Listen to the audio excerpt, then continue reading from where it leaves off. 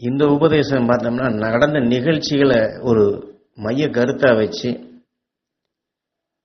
அது வழிமாறி போன நிலையையும் அது மீண்டும் சரியான முறையில் கொண்டு வரக்கூடியதையும் இதில் விளக்கமாக சொல்றாரு. இது சாதாரணமாக இந்த சமஸ்கிருதம் அந்த உபனிஷத்துக்கள் இதெல்லாம் ஓரளவுக்கு படித்தவங்களுக்கு இந்த வார்த்தை பிடிபடும்.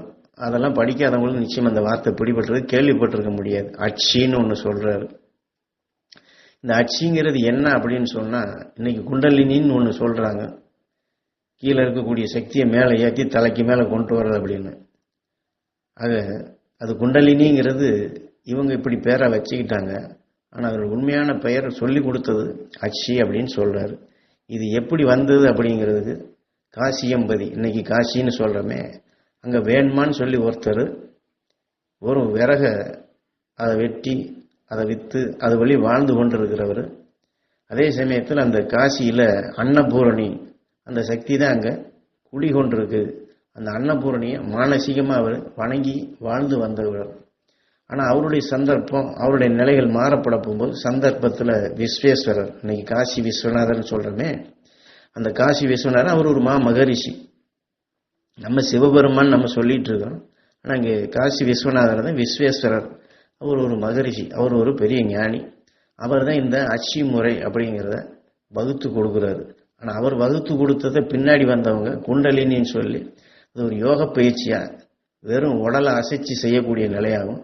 அதன் மூலமாக சக்தியை மேலே கொண்டு போகிறதுங்கிறத இப்படி ஒரு ஞானிகள்ங்கிறவங்க எதுக்குமே எல்லாருக்கும் அந்த சக்தி கிடைச்சி தன்ன மாதிரி எல்லாரும் வரணுங்கிறது தான் அவங்க செயல்படுத்துவாங்க தவிர பணத்துக்கோ காசுக்கோ தன் பொழைப்புக்கோ என்னைக்கு அவங்க செய்யறதில்லை.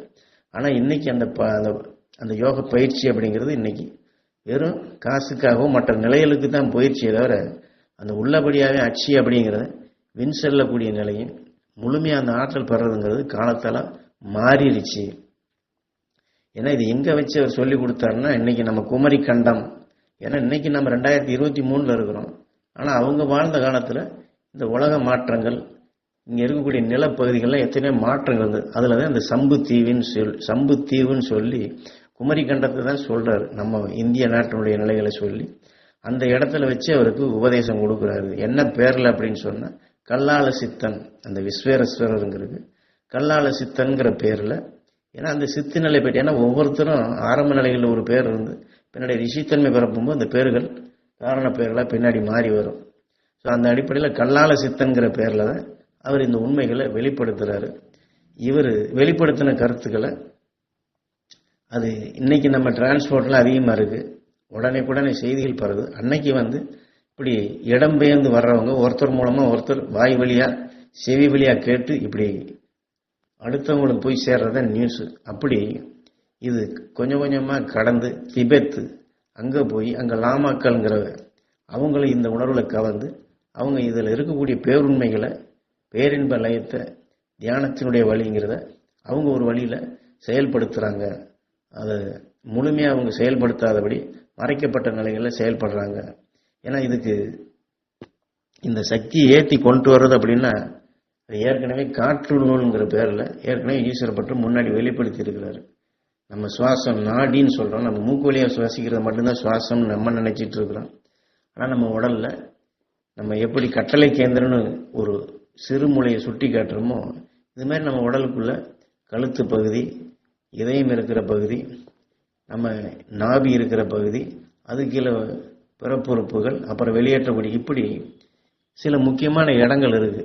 அந்தந்த இடங்கள்ல அதுவும் ஒரு கட்டளை கேந்திரமாக தான் ஒவ்வொன்றும் செயல்படுது. அப்போ ஒவ்வொரு இடத்துலையுமே இந்த நாடி துடிப்புன்னு சொல்றோமே அது அதனுடைய ஈர்ப்பு நிலைகளில் சில செயல்கள் அது செய்து கொண்டே இருக்கு.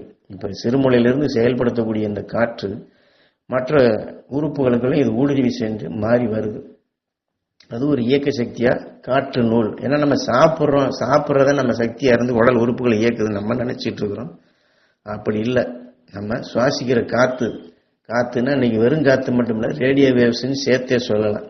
அதான் துடிப்பு நாடின்னு எலக்ட்ரானிக் எப்படி அழுத்தத்தை கொடுத்து அங்கே துடிப்பு நிலை ஏற்படுத்தி ஒன்றுக்குள்ள ஒன்று காந்தப்புலனை தட்டி எழுப்பி படமும் சத்தமும் வெறும் ஒரு இயக்க கருவி வச்சு வெறும் மின்சாரத்தை தான் செலுத்துறாங்க. அதில் படம் வருது, பாட்டு வருது, என்னென்னமோ புதுசாக வருதுன்னா இது எப்படின்னா இந்த அழுத்தம் தான். அதைத்தான் இங்கே காற்று நூல் சொல்றாரு. அப்போ அந்த நாடி துடிப்பு கொண்டு தான் அது இயங்குது. நமக்குள்ளே இந்த படம் ஓடுது, பேச்சு வருது, சொல்லு வருது, செயல் வருது, என்னென்னமோ சொல்கிறேன். இது எல்லாமே இந்த கார்ட்டூனோட சம்மந்தப்பட்டது. அதனால் சரீரத்தில் ஓடிடும் சுவாச நாடிகள் மகர்ஷிகளால் காட்டப்பட்டது ஏற்கனவே சொல்லியிருக்கேன்லப்பா. அப்போ அந்த நாடிகளை நம்ம எப்படி எண்ணணும், எப்படி செய்யணும், இதையெல்லாம் எத்தனை பேருக்கு நீ சொல்லி கொடுத்துருக்குற. அப்போ என்னன்னு சொன்னால் எப்படி, அதையே கேள்வி பதில் மாதிரி சொல்லிட்டு இதை நீ வெறும் காற்று மட்டும் நீ நினைச்சிடாத, ஒரு படி மேலேயே நான் சொல்கிறேன் அப்படிங்கிற. எதை வச்சு இந்த காற்று நூலை நம்ம கொண்டு வரணும் அப்படின்னா அகக்கண்ணால். அகக்கண்ணுன்னா நம்ம புருவ மத்தியில் இருக்கக்கூடிய நம்ம உயிர், புறக்கண் நம்ம கண்கள், 2 கண்கள். ஆனால் அகக்கண்ணால் இந்த கண்ணோட நினைவு புருவ மத்தியில் கொண்டு வந்து இதன் வழியா, ஏன்னா இதெல்லாம் 3வது கண்ணுன்னு அப்படின்னு சொல்லுவாங்க, ஞானக்கண் சொல்லுவாங்க, ஞான திருஷ்டிம்பாங்க. இதை ஏன்னா இந்த உயிரோட துடிப்பு நிலைகள் கொண்டு அதில் ஏற்படக்கூடிய இயக்க சக்தி தான் உடலில் இருக்கக்கூடிய எல்லா அணுக்களுக்கும் அதே அழுத்தத்தை கொடுத்து ஒரு ஃபேனை சுத்த விட்டோம்னா எப்படி காற்றை ஒரு பக்கம் இழுத்து ஒரு பக்கம் வெளி தள்ளுதோ, இது போல தான் இந்த உயிரினுடைய துடிப்பானது உடலில் இருக்கக்கூடிய அணுக்கள் பூராமே இயக்க சக்தியாக மாறி அதுதான் அந்த காற்றை மூக்கில் வழியாக நம்ம காற்று இழுக்கிறோம்னு சொல்கிறோமே, இது எல்லாமே அந்த அணுக்கள் இது வழியாக தான் இழுத்து சுவாசித்து அதுக்கு வேண்டிய சாப்பாடு எடுக்குது. ஆனால் இது சரீரத்தில் இயங்கக்கூடிய நிலைகளை இதை நம்ம மாற்றி கொண்டு வரணும்னா அகக்கண்ணால் எந்தெந்த இடங்களுக்கு எந்தெந்த சக்தி எப்படி ஏற்றி கொடுக்கணும் அப்படிங்கிறத நம்ம உடலில் இருக்கக்கூடிய எல்லா அணுக்கள்லையும், அதாவது கீழே இருந்து மேலே, மேலேருந்து கீழே அப்படிங்கிற நிலைகளில் ஏற்கனவே சொன்ன மாதிரி தான் நம்ம உடலில் இருக்கக்கூடிய எல்லா அணுக்களுக்குமே இந்த அகக்கண் கொண்டு வந்து அது மூலமாக சக்தி ஏற்றி மேலே கொண்டு வரணும் அப்படிங்கிற. அதாவது நம்மளுடைய நினைவு மேலே போகணும். ஏன்னா நம்ம புவியினுடைய ஈர்ப்பு பிடிப்பில் கீழே இருக்கிறோம். காந்தப்புலன் வட திசையில் இருக்கிறத பார்த்தோம்னா தள்ளிக்கிட்டு போகும், தெற்கு திசையில் இருக்கணும்னா இழுத்துக்கிட்டு போகும். அதுமாதிரி நம்ம இன்னைக்கு பூமியுடைய ஈர்ப்பில் நிற்கிறோம். இதை மாற்றி அமைக்கிறதுக்கு தான் அகக்கண்ணுடைய உணர்வு கொண்டு சிரசின் உச்சிக்கு மேலே கொண்டு போகணும் அப்படிங்கிறார்.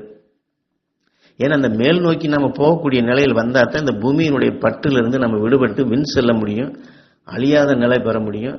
ஏன்னா நம்ம சிருஷ்டியான ஒரு பொருளாக இருக்கிறோம். நம்ம சிருஷ்டிக்கக்கூடிய ஒரு சக்தி வாய்ந்த நிலை பெறணும்னா நம்ம அந்த நிலைக்கு போகணும்.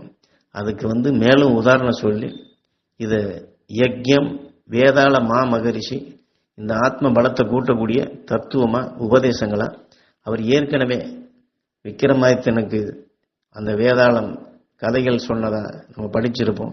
அந்த ரிஷியத்தை இங்கே சொல்றாரு. இந்த உலகுக்கு அவர் எத்தனையோ உண்மைகளை மறைமுகமாக எல்லா வகைகள்லையும் பொருந்தும்படியா சொல்லியிருக்கிறாரு. அதில் ஒரு பகுதிகளை எடுத்து தான் இங்கே இந்த கலியில் இந்த காலகட்டத்தில் சொல்லிக்கிட்டு இருக்கிறேன். முழுசும் சொல்லலை, இன்னும் சொல்ல வேண்டியிருக்கு. அதில் நீங்கள் பெற வேண்டியது எத்தனையோ இருக்குது அப்படிங்கிறத அதையும் கோடிட்டு காட்டுறேன். ஏன்னா வரிசையில் அந்த உபதேசம் கொடுத்துக்கிட்டே வர்றாரு. நம்ம தொடர்ந்து கேட்டுகிட்டே வந்தால் இந்த உண்மைகள் நமக்கு தெளிவாக புரிய வரும். ஏன்னா விஞ்ஞானத்தை நம்புகிறோம், விஞ்ஞானத்துடைய ஆராய்ச்சிகளை ஏற்றுக்கொள்கிறோம், விஞ்ஞானத்துடைய ஆராய்ச்சிகளை நம்பி நம்ம அதில் எத்தனையோ முதலீடு செய்கிறோம். அதை ஒரு வாழ்க்கைன்னு சொல்லி வாழ்ந்துக்கிட்டு செவ்வாய்க்கு போகணும்னா நம்ம ரெடியாக காசு கொடுக்குறது ரெடியாக போகிற மாதிரி மனிதன் காசை கொடுத்து பொருளை வாங்குற நிலையெல்லாம் இருக்கிறதெல்லாம் நம்புகிறோம். ஆனால் ஞானிகள் நமக்கு ஏற்கனவே, அதுவும் குறிப்பாக இந்த இந்திய நாட்டில் தோன்றின மெய்ஞானிகள் எவ்வளோ உயர்ந்த தத்துவங்களை இன்னைக்கும் இந்த காலகட்டத்துக்கும் பொருந்தும்படியாக வானுலக ஆற்றலை கொடுத்துருக்குறாங்க. அதுதான் வேதாள மகரிஷி மனிதன் அடுத்து அடைய வேண்டிய நிலைகளை அவர் வெளிப்படுத்தினதை உங்களுக்கு கொஞ்சம் கொஞ்சமாக வெளிப்படுத்திட்டு இருக்கேன். மூலாதாரம் முதல் கொண்டு உச்சி வரை ஒவ்வொரு இடமாக ஒளித்தன்மையை சித்தித்தே, சும்மா சேர்த்துன்னு இல்லை, சித்தித்தே, அதுக்குள்ள அதை செருகேத்தனும் மெருகேத்தனும் அப்படிங்கிறார். அப்போ நம்ம தலையிலிருந்து கால் வர கீழே இருந்து மேலே உச்சி வரைக்கும் இதை நம்ம அந்த ஒளியான உணர்வுகளை, இப்போ நம்ம குருநாதர் ஞான குரு அவர்கள் உடலில் இருக்கக்கூடிய எல்லா அணுக்கள்லையும் ஒளியான அணுக்களை நம்ம உருவாக்கணும், உயிரோட ஒன்றை செய்யணும்.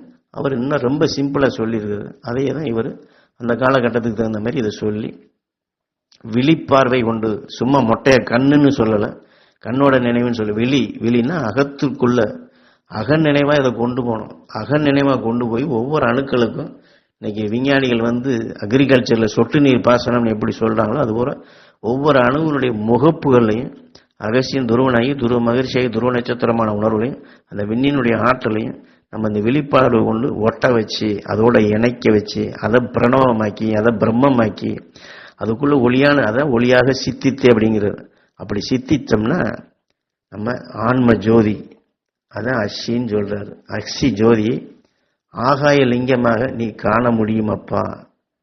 அக்ஷினா நம்ம அகக்கண் கொண்டு உடலில் இருக்கக்கூடிய எல்லா அணுக்களையும் இது முழுமையாக்கிட்டோம்னா ஏன்னா இந்த பூமி இது சீவலிங்கம், நம்ம உயிரும் அது ஒரு லிங்கம் தான். நம்ம உயிரை ராமலிங்கமா எண்ணத்தினால அகக்கண் துணை கொண்டு ஆகாயலிங்கமா விண் செல்லக்கூடிய நிலைகளா இதை செயல்படுத்தணும். சரீரம் முழுக்க காந்தத்தின் புலன் உணர்வுகளால் தாக்கப்பட உடல் உறுப்புகள் தியானம், இதுதான் ஞானகுரு நமக்கு சொல்லி கொடுத்துருக்கிறாரு. ஏன்னா உடல்ல இருக்கக்கூடிய எல்லா அணுக்களையும் காந்த சக்தி இருக்கு. துருவ நட்சத்திரத்தின் பேரல் நான் பெறணும்னு சொல்லி நம்ம நினைவை அகத்துக்குள்ள உடலுக்குள்ள உள் புகுத்தி எல்லா அணுக்களும் பெறணும்னு சொல்லி நம்ம நினைவோட கொண்டு போனோம்னா அதுல இருக்கக்கூடிய காந்தத்துல நம்ம செலுத்தக்கூடிய இந்த மகிழ்ச்சி உணர்வு சக்தி இணையும், அது ஒட்ட வைக்கும். அப்ப இதையே தான் ஞானகுரு நமக்கு சொல்லி கொடுத்துருக்கிறது. இதை சேர்க்க சேர்க்க இந்த உடல்ல விளைஞ்சது நம்ம உயிரான்மாவில் இணைஞ்சி நம்ம அவர் மெய்ஞான சுடர்னு சொல்றாரு.